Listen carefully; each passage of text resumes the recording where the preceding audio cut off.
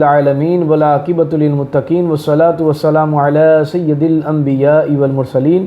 اما بعد فاعوذ باللہ من الشیطان الرجیم بسم اللہ الرحمن الرحیم اللہم صلی علی سیدنا شفیعنا و مولانا محمد معدن الجود والکرم۔ دور جاہلیت میں کفار کا ایک نظریہ تھا کہ سفر کے مہینے میں آسمانوں سے بلائیں نازل ہوتی ہیں، اور یہ بھی نظریہ تھا کہ سفر کے مہینے میں گھر ویران ہو جاتے ہیں، اگر شادی کی جاتی ہے تو طلاق ہو جاتی ہے، اور اس سے منحوس جانتے تھے کہ اس کے اندر کوئی بھی کار خیر نہ کیا جائے، کہ اگر کوئی اچھا کام کوئی کاروبار نہ شروع کیا جائے ورنہ کاروبار برباد ہو جائے گا، شادی کی جائے گی تو طلاق ہو جائے گی، اگر گھر بنایا جائے گا تو ویران ہو جائے گا۔ اور خصوصاً آج بھی بدقسمتی سے ان دور جاہلیت کے کفار کا نظریہ آج بھی ہمارے ایسا ایک طبقہ ہے، خصوصاً جو ہے نا عورتوں کا، اور اس میں بھی کچھ ہماری بڑی بوڑھی جو بزرگ خاتون ہیں، لا علمیت کی بنا پر، کم علم ہونے کی وجہ سے انہوں نے اس عقیدے کو گویا کہ نسلاً پالا ہوا ہے، اور 13 تیزی کو انہوں نے ایسا تصور باندھا ہوا ہے کہ آسمانوں سے بلائیں نازل ہوتی ہیں اور سفر سے منع کر دیں گی، اور سمجھ لو کہ وہ بہت ساری ایسی چیزیں کہ اگر کوئی کینچی استعمال کر رہا ہو تو بھی کینچی استعمال نہ کی جائے، اور شادی نہ کی جائے ان تاریخوں کے اندر کہ طلاق ہو جائے گی، اور اسے بہت زیادہ جو ہے نا وہ منحوس تصور کیا جاتا ہے، اور وہ چنے بنا کر اور اس طرح کی کوئی نہ مختلف چیزیں بنا کر اور اپنے گھر کی چھت کے اوپر پھینک دیا جاتا ہے تاکہ آسمانوں سے آنے والی بلائیں جو ہیں ان چنوں پر راضی ہو جائیں۔ عجیب اور غریب نظریہ ہے، یہاں تک کہ اتنا ہی سمجھنے کے لیے کافی ہے کہ حضور نبی کریم رؤوف رحیم صلی اللہ تعالیٰ علیہ وآلہ وسلم نے خود ارشاد فرمایا کہ لا سفر، سفر کے اندر کچھ بھی نہیں، سفر منحوس نہیں ہے، اور لیکن پھر بھی ہمیں 13 تیزی کا نظریہ رکھنا ہے اور ہمیں جو ہے نا اسے منحوس ہی جانا ہے۔ بڑے بڑے علماء اور مفتیان اکرام، یہاں تک کہ شاہ عبدالحق محدث دہلوی نے اپنی مایہ ناز تصنیف جو ہے ما ثبت من السنہ، اس کے اندر ایک باغ کا جو ہے نا وہ باب باندھا ہے کہ لوگوں کے اندر یہ بھی تصور باندھا جاتا ہے کہ سفر کا جو آخری بدھ ہے اس کے اندر لوگ سفر اور سیر کے لیے جاتے ہیں۔ ان کا تصور یہ ہے، ان کا کہنا یہ ہے کہ نبی کریم علیہ الصلوۃ والسلام کو آخری بدھ میں شفا نصیب ہوئی تھی، جبکہ اگر وہ بخاری کے باب کے اندر نبی کریم علیہ الصلوۃ والسلام کا جو وفات النبی کا جو جہاں پر ذکر ہے، وہاں وہ دیکھیں گے کہ حضور علیہ الصلوۃ والسلام کی جو ظاہراً طبیعت مبارکہ تھی، وہ آخری جو ہفتہ تھا بدھ کا، تو اس میں تو حضور علیہ الصلوۃ والسلام مزید علیل ہوئے تھے، اور ربیع نور شریف کے اندر حضور کا ظاہری وصال ہوا تھا، اور حضور دنیا سے جو ظاہراً جو ہے نا وہ پردہ فرما گئے تھے۔ تو اندازہ کیجئے کہ اگر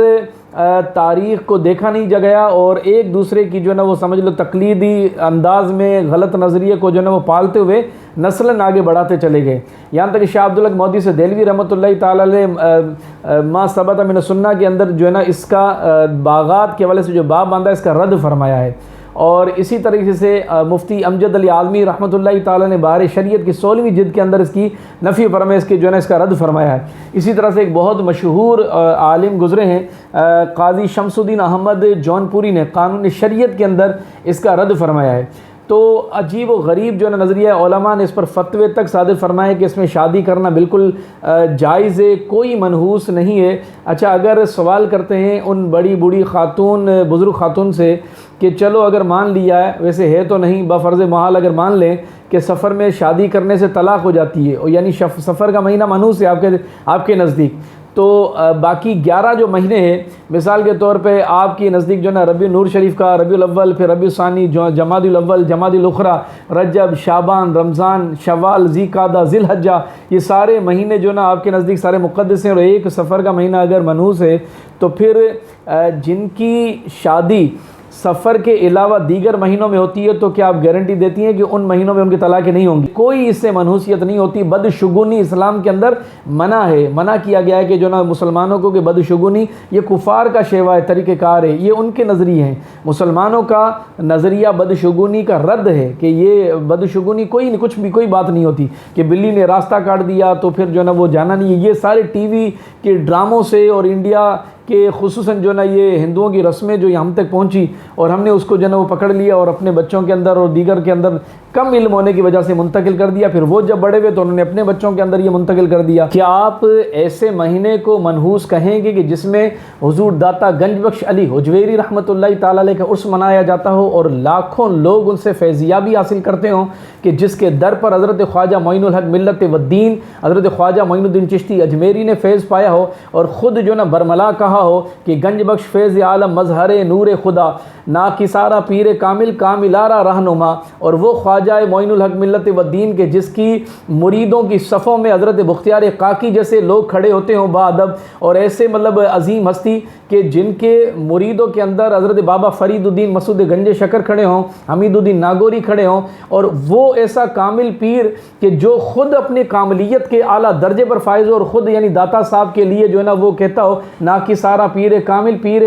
کامل آرا رہنما، کہ یعنی ایسے بزرگ کے بارے میں جب انہوں نے کہہ دیا تو اس کا عرس جس مہینے میں منایا جاتا ہو، کیا وہ مہینہ معاذ اللہ جو ہے نا وہ کیا کہتے ہیں منحوس جانیں گے؟ ایسا مہینہ کہ جس کے اندر حضرت مجدد الثانی شیخ احمد فاروقی سرہندی رحمۃ اللہ تعالیٰ علیہ کہ جس کے لیے حضرت خواجہ مظہر جانے جانا رحمۃ اللہ علیہ نے ارشاد فرما دیا ہو کہ جب حضور علیہ السلام کی زیارت ہوئی تو حضور نے فرمایا کہ میری امت میں مجدد الثانی شیخ احمد فاروقی سرہندی کے متعلق فرمایا کہ ایسا دوسرا کون ہے، اور حضرت مظہر جانے جانا وہ ہستی ہیں کہ جس کے مریدوں میں قاضی ثناء اللہ پانی پتی جس نے تفسیر مظہری لکھی، علماء جانتے ہیں کتنا بڑا نام ہے، کہ اتنی بڑی ہستیاں جب جس بزرگ کے بارے میں فرمایا ان کا عرس جس مہینے میں منایا جاتا ہو، کیا اس کا جو ہے نا وہ معاذ اللہ منحوسیت اس میں جانیں گے؟ کیا ایسا مہینہ جس کے اندر سیدی اعلیٰ حضرت امام محمد رضا کا عرس منایا جاتا ہو، حضرت شاہ سلیمان تونسوی سے فیض پانے والے شمس العارفین شمس الدین پیر آف سیال شریف کہ جس کی مریدوں میں تاجدار گولڑا بابا مہر علی با ادب کھڑے ہوتے ہوں، کیا ان کا عرس منانے والے مہینے کو آپ منحوس جانیں گے؟ کیا ایسا مہینہ کہ جس کے اندر تاجدار گولڑا بابا مہر علی کا عرس منایا جاتا ہو اس مہینے کو آپ منحوس جانیں گے؟ کیا ایسا مہینہ کہ جس کے اندر شاہ عبداللطیف بھٹائی رحمۃ اللہ علیہ کا عرس منایا جاتا ہو، کئی بزرگوں کے ایام منائے جاتے ہیں، دنیا فیض حاصل کرتی ہے ایسے مقدس مہینے کے اندر جس کو سفر صرف سفر نہیں بلکہ سفر المظفر کہا جاتا ہے؟ یہ تو مقدس اور خوشخبریوں والا مہینہ ہے، یہ تو مظفر مہینہ ہے، تو ایسا سفر جس کا نام ہی مظفر ہو آپ اس کو مطلب کیا منحوس جانیں گے؟ بہرحال اللہ ہدایت نصیب فرمائے۔